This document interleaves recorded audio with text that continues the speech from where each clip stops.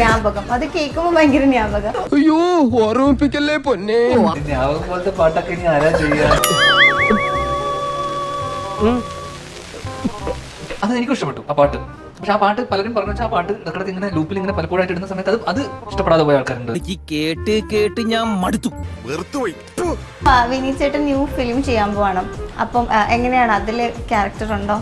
ഇല്ല ഇനി എന്നെ വിളിക്കും തോന്നുന്നില്ല. പിന്നെ എന്റെ പട്ടി വിളിക്കും. ഏതായാലും നമുക്ക് കിട്ടാവുള്ള നമുക്ക് കിട്ടാം. ഇനി ആ ഏരിയയിലേക്ക് ഞാനില്ല. ബാങ്ക് റോബറി അങ്ങനത്തെ ഒരു റിലേറ്റഡ് ആണ്. അപ്പൊ നിങ്ങളുടെ ലൈഫിൽ അങ്ങനെ എന്തെങ്കിലും ബാങ്ക് റിലേറ്റഡ് മൊമെന്റ്സ് എന്തെങ്കിലും ഉണ്ടായിട്ടുണ്ടോ?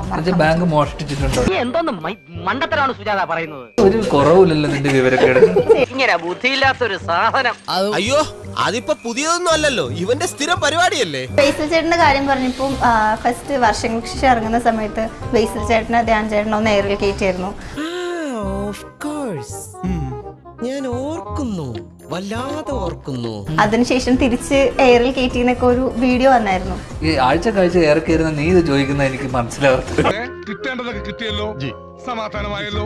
വെള്ളമടിക്കാൻ ഓ അജു തന്നെ. അജു വർഗീസ്. ചുമ്മാ ഇങ്ങനെയുണ്ടോ കള്ളന്മാര് ലോകത്ത്? വെറുതെ ഇങ്ങനെ ഓരോ റൂമിലും കയറി വന്ന് നട്ടാ കുരുക്കഥ നുണകൾ പറയല ഇവന്റെയൊക്കെ ഹോബി. അജു വർഗീസ് എന്താ പടയപ്പയാ? വട്ടോളി ഒന്ന് വിട്ടാ മതി, തുണി പറിക്കും. പിന്നെ കൊടുത്തവനിട്ട് അടുത്ത നിമിഷം തെറിയ. ചേട്ടനിലേക്ക് വരുമ്പോഴേക്കും ഇപ്പം ടീച്ചറിന്റെ താഴെയാണെങ്കിലും കുറെ കമന്റ്സ് ഒക്കെ വരാറുണ്ടല്ലോ. അപ്പം കൂടുതൽ കണ്ട കമന്റ് എന്താണെന്ന് വെച്ചാൽ വർഷത്തിൽ ഏറ്റവും കൂടുതൽ സിനിമ ചെയ്യുന്ന ആൾ എന്ന അവാർഡ് ചേട്ടന് കൊടുക്കണമെന്നാണ്. എന്താണ് തമാശയാക്കാണ്? അല്ല തമാശയാക്കാണ്. അങ്ങനെ ആക്കണ്ട.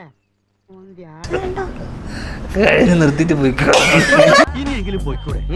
അല്ല പോകാറായില്ലേ ചോദിക്കാം.